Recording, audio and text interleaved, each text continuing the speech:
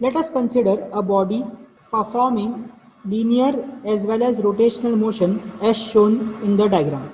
Let us consider any point M on this body. Now, as this body is performing rotational as well as linear motion, this point M on the body will also perform rotational as well as linear motion. Hence, this point will have two velocities. One will be like this and other will be tangent at that point. Now, as there are velocities in two different directions, we can simply find out what is the resultant velocity of this point M. So to find a resultant, I will just make a resultant of this velocity. Let us name it as Rm, resultant velocity at point M. Similarly, let us consider one point at this part. Let us name this as point N. This point will also have a velocity which is tangent to this point, and also the other velocity which is linear is also in this particular direction. Hence, I can say the resultant velocity is also in the same direction, and I will name it as Rn. Now let us consider one more point. Let us say this point P. This point P again has two velocities, one in this horizontal direction and one which will be tangential. And the resultant of this two velocity, let us say it is like this, and I will name it as R. What I have done is I have considered three different points at three different locations on the disk, and I found out the directions of the resultant velocities of each point. Let me now make the perpendiculars to this velocity. This is the resultant velocity at point M. Let me make one perpendicular to this velocity. So if I make a perpendicular to velocity, it will be somewhat like this, where this velocity is perpendicular to this particular line. Similarly, let me draw a perpendicular to this velocity, Rn, or the velocity at point N. So if I draw a perpendicular to it, it will be somewhat like this. It is perpendicular to Rn. Again, this is resultant velocity at point Rp. If I draw a perpendicular to this resultant velocity at P, this line is perpendicular to velocity. Now, have you noticed something new? The point worth noting in this was all the perpendiculars from the velocities. When I draw the perpendicular from point M or point N or point P, or let us say if I draw perpendicular to the resultant velocity at any point on this circular body, all will meet at one particular point. The point at which the perpendicular to all the velocities meet is known as ICR, or instantaneous center of rotation for the body. Okay, so what we learned now, if we want to find out the ICR of any particular body, what we need to do? We just need to draw a perpendicular to the direction of velocity, and wherever they will meet, that point will be ICR, that is instantaneous center of rotation for the body. Now let us go much deeper on this. Let us say if I consider this point only, this point is O, this particular point O. Now if I find the velocity at this point, the linear velocity will go in this direction, and as this body is performing a clockwise motion, the another velocity will be tangential and it will be in opposite direction. So one velocity component towards right side, one velocity component towards left side. Plus and minus becomes 0. Hence, we can now also conclude that ICR is a point of zero linear velocity. In other words, I can say ICR is a point about which the entire body is performing only rotational motion at that particular instant. So what I can say, at ICR the linear velocity is 0, or I can say it is a point at which the body is performing purely rotational motion at that particular instant.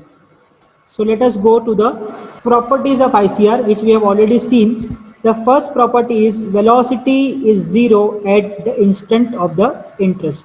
So we have already seen at ICR the velocity is 0. Second point, ICR may lie inside or outside the body. When we draw the perpendiculars to the velocity, it can meet outside the body it can meet inside the body or it can lie on the body itself. So basically ICR is an imaginary point about which the body is assumed to be performing the purely rotational motion. Third point, ICR is taken as a reference point by which the velocities of other points are determined.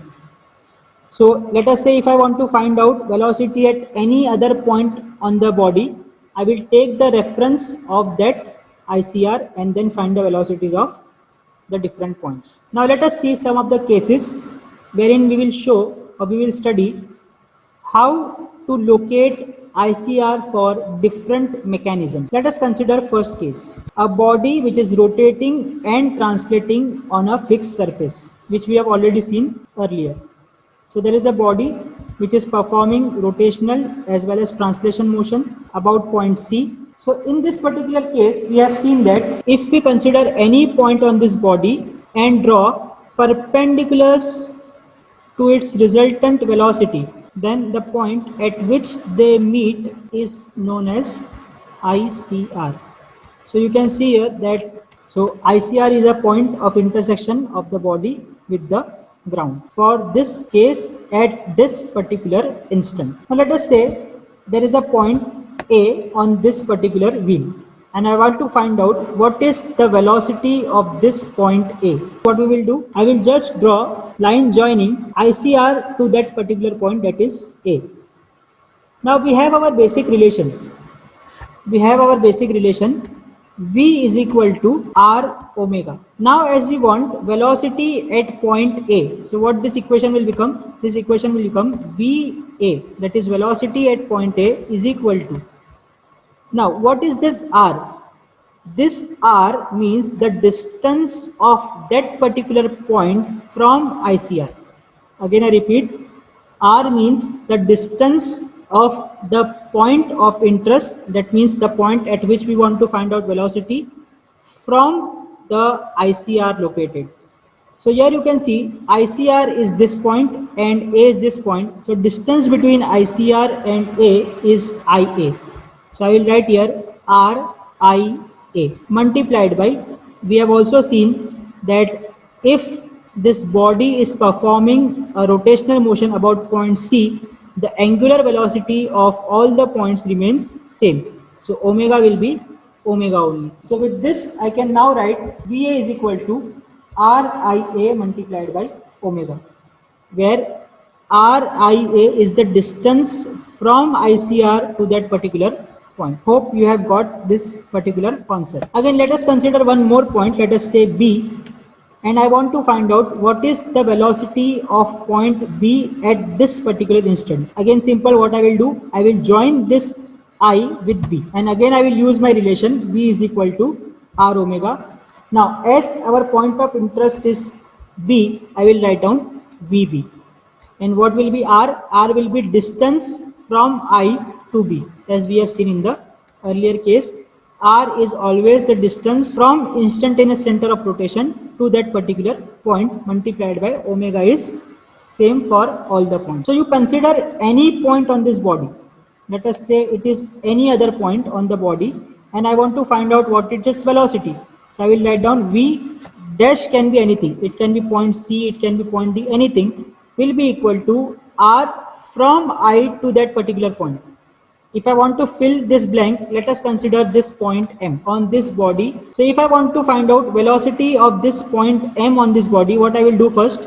I will first join this point M with I. And what I will write here? Velocity of point M is equal to R distance from ICR to particular point M, that is IM.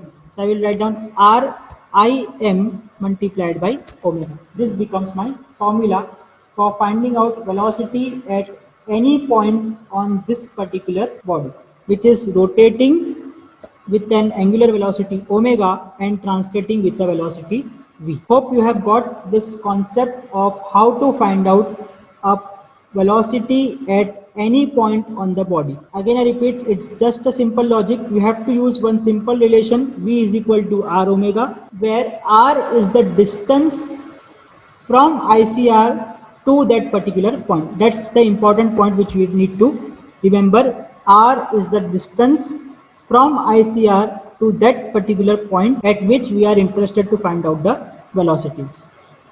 Let us now consider one more case. Case B, also known as a ladder case. Let us say there is a ladder AB which is resting against a wall and a horizontal floor. When this ladder is on verge of slipping, this point A will try to come down, or I can say the velocity of point A will be in downward direction. Similarly, the velocity of this point B will go towards right side. Now to locate ICR, we have our concept and we have seen that to locate ICR, we need to draw perpendiculars from the velocities. So let us say there is one velocity VB here, which is in this direction horizontal, and there is one velocity VA which is in the vertical direction. Now what I will do, I will just draw perpendiculars to these velocities. So this is my one perpendicular. As the velocity VB is in horizontal direction, the perpendicular will be in vertical direction. Similarly, at this point the velocity is in vertical direction, hence perpendicular will be in horizontal direction. The point at which this perpendiculars from the velocity meets is known as ICR. So I will mark this point as my ICR, or it is a point at which this body AB is assumed to be performing purely rotational motion at this particular instant. Now let us say I want to find out what is the velocity of this point A. We have our concept of it. What we will write? V is equal to R omega. So we have our basic relation. V is equal to R times omega. Now, as I want to find out velocity about this point A, what this will become? This will become VA, and R, we have seen that R is the distance from instantaneous center of rotation to that particular point. Hence, I can write, instead of R, I can write RIA. And omega, as it is a body AB, I can simply write omega AB. So this becomes my formula to calculate velocity at point A. So I will write down here, VA is equal to RIA multiplied by omega AB. Similarly, if I want to find out velocity at point B, now what will be the change? The change will be just like this. A will become B. Now this distance will be from I, that is from instantaneous center of rotation, to point B. So my formula will now become VB is equal to RIB multiplied by omega AB. Now let us consider any other point on this link AB or this ladder AB, let us say point P. And I want to find out what is the velocity of this point P which is on this link AB only. Simple, what I will do, I will just join this I with P. So when I join that, now I have the relation V is equal to R omega. So I will write down Vp is equal to, because I want velocity of point P, so I will write Vp is equal to R distance from I to P. This is the important part. R will be always the distance from ICR to that particular point at which we want to find out the velocity. So here it will be RIP multiplied by omega AB, because this point P is on AB only. So we have also seen that angular velocity of entire body remains same. So omega will be omega AB. So with this we can find out the velocity at point P or any other point on link AB. I hope this logic of finding out ICR for the ladder case is clear to you.